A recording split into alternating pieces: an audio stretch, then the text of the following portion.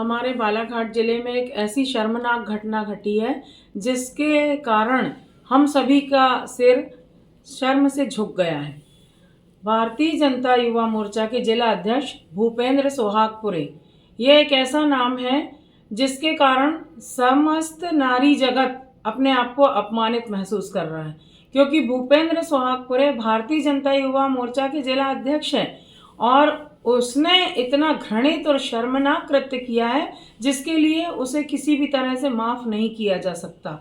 उसने एक हमारे दलित समाज की गरीब बेटी के साथ अन्याय किया है, उनका भावनात्मक शोषण किया है, शारीरिक शोषण किया है, शादी का झांसा देकर लंबे समय तक उनके साथ रिलेशनशिप उन्होंने बना के रखी और उसके बाद फिर उस लड़की को धोखा देने का काम किया है और बगैर उस लड़की की जानकारी के अपनी शादी की तैयारी कर ली। यहाँ तक के शादी के कार्ड छप गए और शादी की पूरी व्यवस्था भी शुरू हो गई। और जब इस बात की जानकारी पीड़िता को लगी, जो कि खुद एक पढ़ी लिखी लड़की है, समझदार लड़की है, लेकिन उसने अपने आप को इतना ज़्यादा छला हुआ महसूस किया, तत्काल उसने इसकी शिकायत की थाना कोतवाली में। और मैं ये कहना चाहती हूँ कि मैं तो यही देख रही थी, मेरे मौन रहने का कोई कारण नहीं था। जहाँ जहाँ जब जब जिस नारी पे अत्याचार होगा, जिस गरीब पर जुल्म होगा, किसी गरीब हमारे आदिवासी भाई पे अगर कोई मुसीबत आएगी, आम जन के ऊपर कोई समस्या की बात आएगी, तो अनुभा मुंजारे हमेशा जनता के साथ खड़ी, हमेशा। तो आज अगर हमारे दलित समाज की बेटी के साथ अन्याय हुआ है तो इसमें मैं मौन नहीं हूँ, मैं हमेशा से उसके साथ हूँ और उसके ऊपर हुए अन्याय के खिलाफ मैं हमेशा से आवाज़ उठाने के लिए तत्पर हूँ। मैं ये देख रही थी कि पुलिस क्या कार्रवाई कर रही है, अभी तक मैं यही देख रही थी। मेरी पुलिस अधिकारियों से चर्चा चल रही थी, बातचीत चल रही थी। और जब मेरा ये कहना है कि 17/11 को उस लड़की ने, पीड़िता ने थाना कोतवाली में रिपोर्ट दर्ज कराई है और बराबर एफआईआर दर्ज भी हुई है। और अभी हमने कुछ दिनों पहले देखा भी कि हमारे यहाँ की जो नई सीएसपी हैं, उन्होंने इस बात को माना भी है, उनके भी एफआईआर दर्ज हुआ और इस तरह की धाराएं उस पे लगाई गई हैं भूपेंद्र सोहागपुरे पे।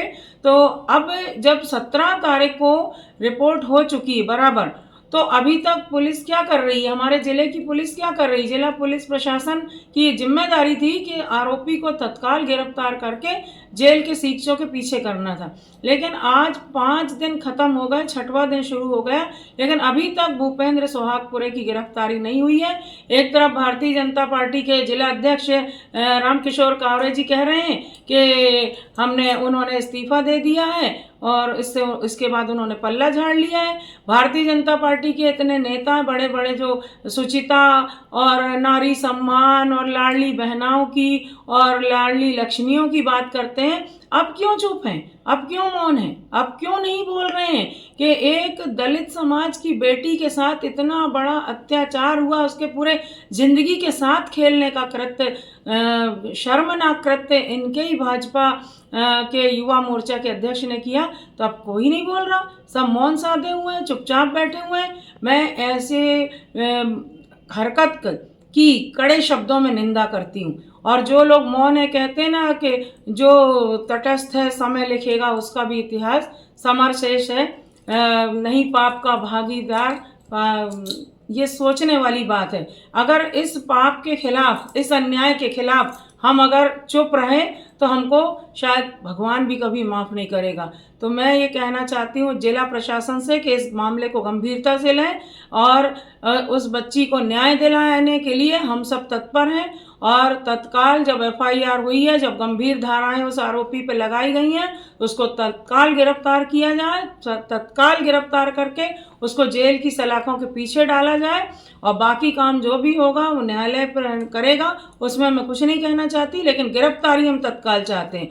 और अगर ऐसा नहीं होता है तो हम सड़क पे आके आंदोलन करेंगे, क्योंकि हम महिलाओं पे, बेटियों पे जुल्म, शोषण, अत्याचार बिल्कुल भी बर्दाश्त नहीं करेंगे। हम कथनी और करनी हमारी एक जैसी, हम जो कहते हैं वो करते हैं। और अगर जिला प्रशासन जागरूक नहीं हुआ, अगर पुलिस प्रशासन ने अपनी जिम्मेदारी ईमानदारी से नहीं निभाई, तो कानून व्यवस्था का ध्यान तो हम रख रहे हैं, लेकिन हमको मजबूरी में आंदोलन के रास्ते पर उतरना पड़ेगा, जो हमारा लोकतांत्रिक अधिकार है। और हम भूपेंद्र सुहागपुरे जैसे दुष्कर्मी के खिलाफ एक बड़ा आंदोलन छेड़ेंगे, और जब तक वो जेल के अंदर नहीं चला जाता तब तक हमारा ये आंदोलन सड़क पर होगा। और आने वाले विधानसभा के सत्र में, जो कि हमारा 16 दिसंबर से विधानसभा का सत्र शुरू हो रहा है, उसमें भी ये मामला पूरी ताकत के साथ में उठाऊंगी, क्योंकि हमारी एक बेटी की अस्मिता का सवाल है, उसके जीवन का सवाल है, उसके विश्वास पे खरे उतरने का सवाल है। यही मैं कहना चाहती हूँ।